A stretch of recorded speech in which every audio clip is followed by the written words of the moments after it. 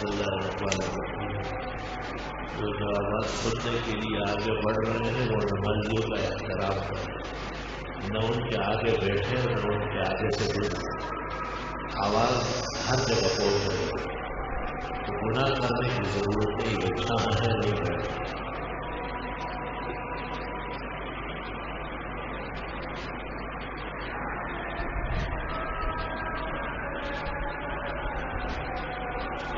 کیا امام جمعے اور عید کے خطبے کے خلاف بعض نصیحت کے لیے ممبر پر نہیں بیٹھ سکتے؟ جب چاہے بعض نصیحت ممبر پر ایک سفر کے دوران آسانی امام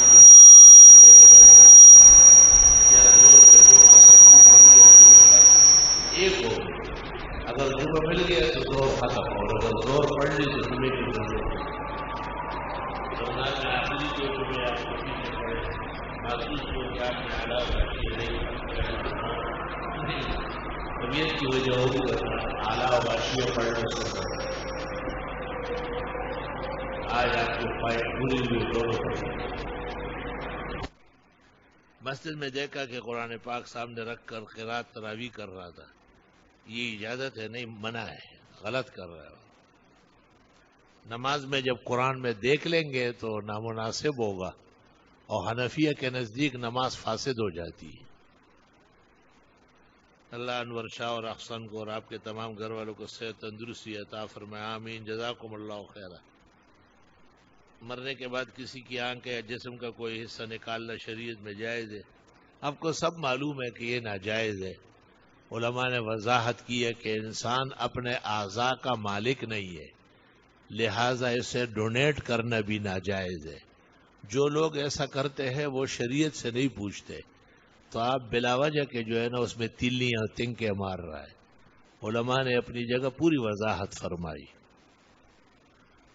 ہاں، آپ کے سوال جواب کا یہ فائدہ ہے کہ اور مسلمانوں کو مسئلہ معلوم ہو جائے.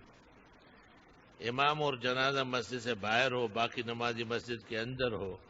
علامہ شامی نے اس میں گنجائش پیدا کی ہے.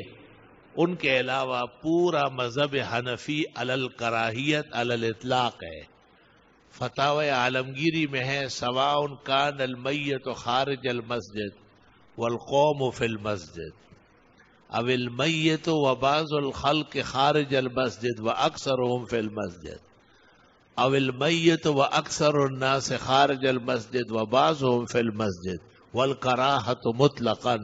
ہر حال میں کراہیت موجود ہے. جب لوگوں کے کچھ لوگ بھی مسجد میں کھڑے ہو تب بھی گناہگار ہو. اصل میں ابو داؤد اور ترمذی شریف میں حدیث ہے، من صلی علی المیت فی المسجد فلا شیء له. جس نے مسجد میں کھڑے ہو کر جنازہ پڑھا اسے کوئی اجر نہیں ملے گا.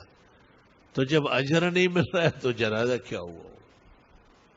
میری 2 جوان بیٹیاں ہیں، ان کے سر پر بال نہیں آتے، صرف رواں آتا ہے. میں بہت پریشان ہوں، کافی علاج بھی کروایا لیکن بال نہیں آتے. آپ سے گزارش ہے کہ آپ مجھے کسی پڑھنے کے بتا، اللہ سے دعا مانگیں. یزید کون ہے؟ وہ انسان تھا، اس کے ہماری فقہ میں کیا اہمیت ہے؟ کوئی نہیں. اسے کافر کہنا کافروں کا طریقہ ہے. آج کل انٹرنیٹ پر ایجی صاحب کے اسلامی عقائد کے خلاف باتیں چل رہی ہے، بس آپ سن لیں اسے.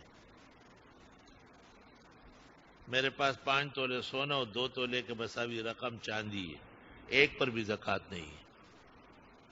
اگر آپ اپنے طور پر 5 تولے سونے کو چاندی میں حساب کر لے تو 300-400 تولے بن جائیں گے، اس سے بھی زیادہ.